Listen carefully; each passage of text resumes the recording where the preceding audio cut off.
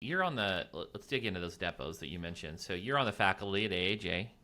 You have an amazing trial experience. You're an amazing trial attorney. You really enjoy those depots. And so, how can an attorney become better? How do you prepare for a deposition to identify and close any potential loopholes or inconsistencies in the testimony? A lot of failing. So, sometimes fumbling around, but, AAJ, again, has a great colleges on depositions, and that's one avenue I've honed my skill set. So I'd highly encourage anyone to do that, and that's separate from going to a convention. But to prepare for a deposition, really try to think the end in mind. Most cases, everyone that does personal injury can appreciate this. Most cases resolve. Most cases don't go to trial. But what we try to do here is think of the end and work backwards. So think of, all right, what proof am I trying to prove? So look at the jury instructions, because that's what the jury's going to get in. That's the law. And it's real clean because, it's designed to, it's not always clean, but it's designed for a judge to read to the jury what the complex law is. And so start there and figure out, okay, what are the elements to prove? But also think of it, so that's like for the judge. So I can prove the legal stuff to get past the judge, but what's also the compelling side for the jury? Because at the end of the day, what we're asking people for money. And that's, especially in the South, that's taboo and very uncomfortable. So there has to be some compelling reason to motivate strangers to want to give money to my clients. And so as I think through that, I'm trying to craft not only the legal side, but also the story side, and weave that into the depositions.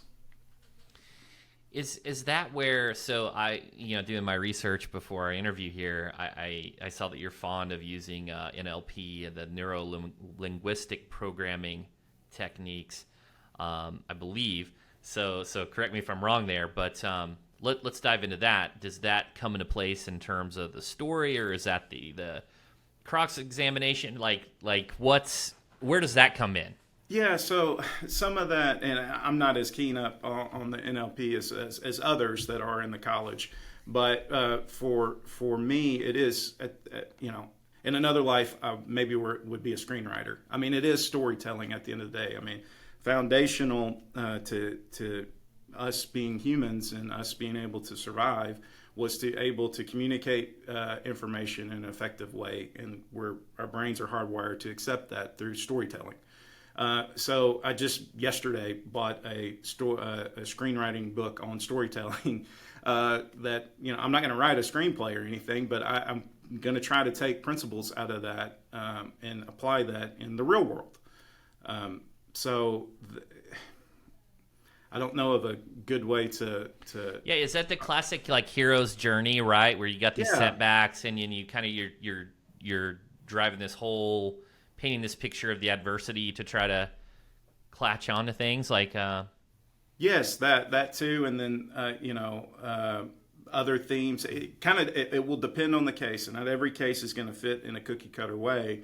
But there are themes that you can see throughout in a particular case. It could be a trucking company prioritizing their profits over safety, and so greed is a very foundational sin, and so that is a good way to bring that out through depositions of corporate executives of okay, so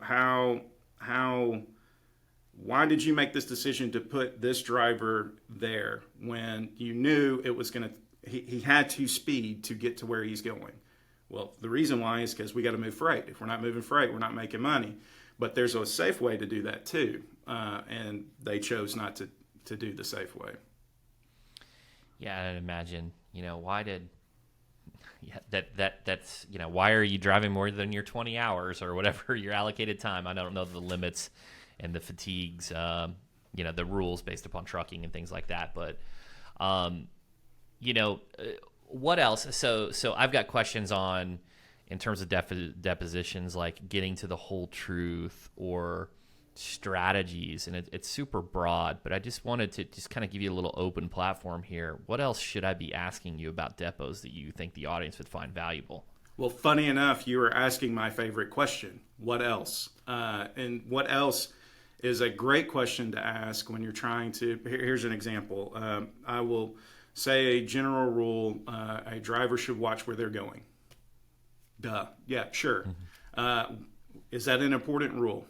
Yes. Why? Because blah, blah, blah, blah. What else?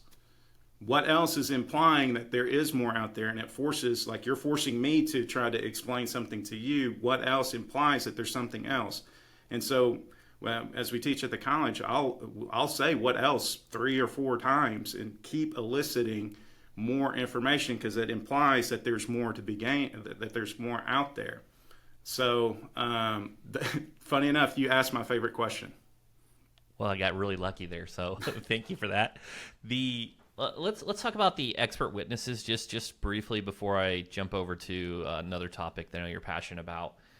I'm very green here. So how do you source expert witnesses? What goes into, because I imagine they're incremental in some cases to the verdict you're going to receive. Like where do you go about and getting these expert witnesses? They have expert witness websites. I'm an SEO guy.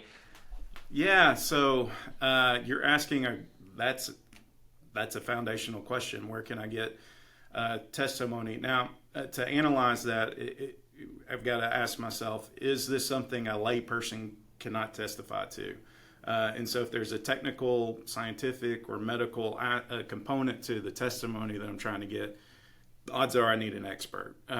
There are great resources out there. One beneficial way is to figure out if it's a products liability case or something, and there's an industry standard. There's the ASTM standard. Try to figure out who's on that committee and see if someone on the committee would be willing to testify. But the best resources are joining the listservs and joining the community and asking someone else, like someone that has had a similar case, and like, hey, who did you use as your expert? And the sharing aspect is critical, because these cases usually don't happen in a vacuum. Like if a bad event, like if a product failed, odds are that not just this, it happened just this one time. So, and if it's like a trucking case or something, the behavior behind that will probably, carry across more than just one event. So trying to figure out who could be qualified to testify to that.